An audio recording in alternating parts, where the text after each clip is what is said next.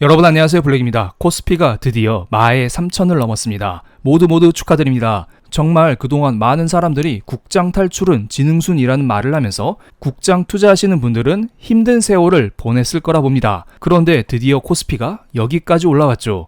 그리고 이러한 것은 최근에 글로벌 증시가 전쟁과 여러 악재로 인해서 썩 좋지 않았음에도 불구하고 코스피가 나홀로 달성한 성과이기 때문에 더욱더 의미가 있을 거라 봅니다.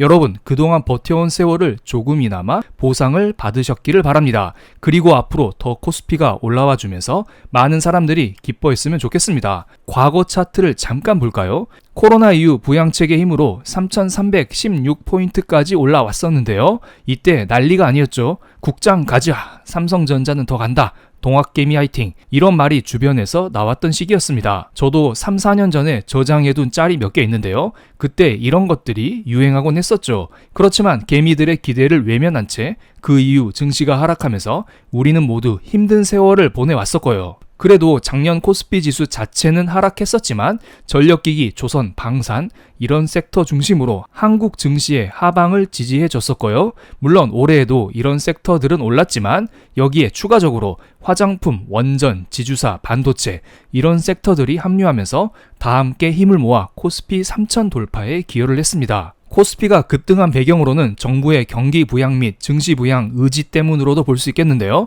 요즘 이재명 정부에서 추경을 적극적으로 하면서 돈을 때려 놓고 있습니다. 이번에 2차 추경 규모가 확정되었는데요. 30조 원이 넘어간다고 하네요. 그리고 1, 2차 추경안 규모는 도합 44조 원으로 GDP 0.32%의 상승 효과가 있을 것으로 전망이 되고 있습니다. 요즘 한국의 경제 성장률이 1% 미만일 것이라는 전망이 많이 나오고 있죠. 한국의 저성장은 거의 확실한 경로이기 때문에 돈을 풀어서라도 성장을 유도하는 것 같습니다. 최근에 한국은행에서 인구 및 노동시장 구조를 고려한 취업자 수 추세 전망 및 시사점이라는 보고서를 내놨는데요. 해당 보고서에서 한국은 고령화와 생산인구 감소로 인하여 취업자 수가 2032년에는 마이너스 전환할 것이라는 말을 했습니다. 그런데 세부 항목을 잘 보시면 파란색 막대로 표기된 인구 요인으로 인해서는 취업자 수가 34년부터 마이너스로 전환되지만 경제활동 참가율, 경활률에 의해서는 29년부터 취업자 수가 마이너스로 전환된다고 합니다.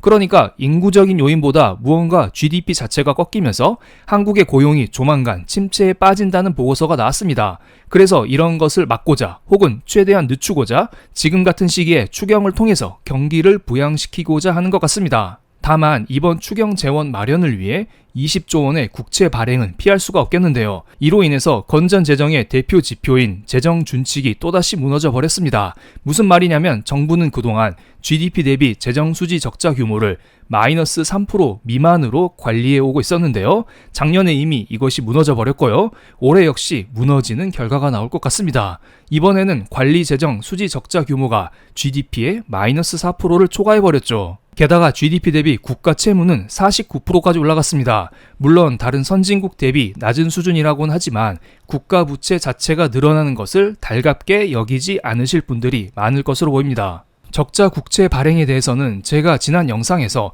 자세히 설명을 드렸으니 관심 있으신 분들은 해당 영상을 한번 보고 오시면 이해하시는 데 도움이 되실 것으로 보입니다. 어쨌든 많은 사람들이 이렇게 돈을 찍어내면 원화 가치가 떨어진다는 말을 하는데요. 그렇지만 일각에서는 돈을 찍어내어 성장이 나온다면 결국에 원화 가치가 상승한다는 말을 하기도 합니다. 실은 이것에 대한 정답은 없습니다. 그때그때 시장 분위기를 봐가면서 정해지는 것입니다. 그리고 화폐 가치는 상대적인 부분이기 때문에 그때 당시 달러가 어떻게 움직이는지도 확인할 필요가 있는 것이고요. 예를 들어 초록색으로 표기된 유럽의 기준금리와 파란색으로 표기된 달러 대비 유로화의 가치를 동시에 비교해 보겠습니다. 인플레이션 위기 때 유럽은 기준금리를 인상하면서 물가를 때려잡았는데요.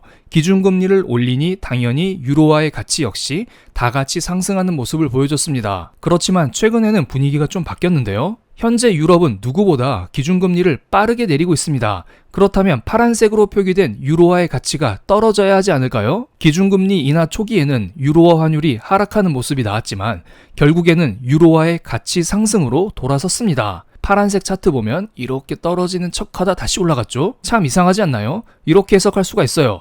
금리 인하 초창기에는 돈값이 떨어지기 때문에 유로화의 가치 하락이 나왔지만 결국에 이렇게 풀린 돈으로 인해서 유럽 경제가 살아날 수 있다는 기대감이 나오고 있기 때문에 유로화의 가치가 상승했다고 보시면 됩니다.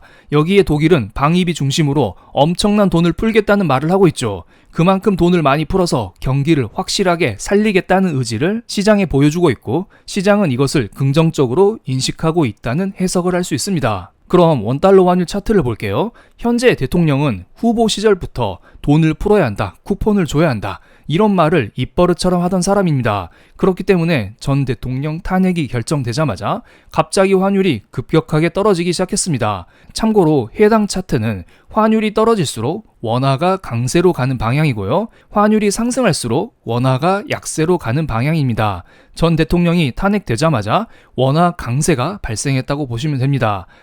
약간 방향이 이상하죠? 현재 대통령 당선을 예상했었다면 돈 풀기를 미리 반영하여 원화의 약세가 나와야 할 텐데요. 오히려 탄핵 이후 원화의 강세가 나온 것입니다.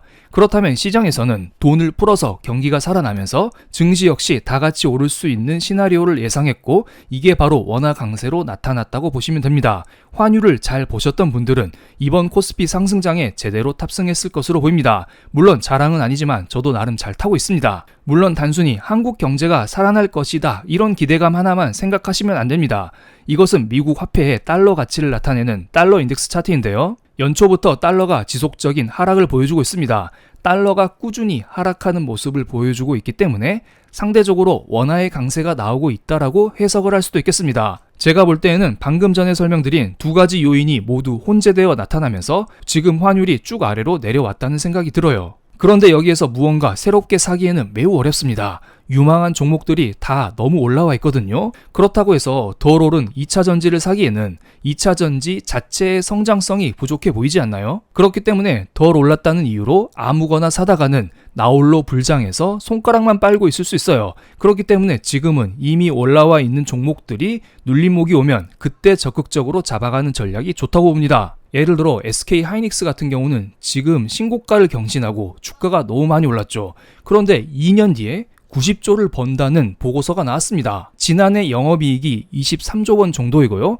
25년 기준으로 영업이익 전망치가 36조 정도입니다. 올해 영업이익의 거의 3배 정도를 내후년에 번다는 전망이 나오고 있어요. 그럼 SK 하이닉스의 주가는 더 올라갈 수 있지 않을까요? 물론 당장 올라간다는 이야기는 아니고요. 그럴 가능성이 있다는 이야기입니다. 환율이 현재 수준에서 잘 움직여주기만 한다면 한국 증시는 지속적으로 강세를 보일 수가 있을 텐데요.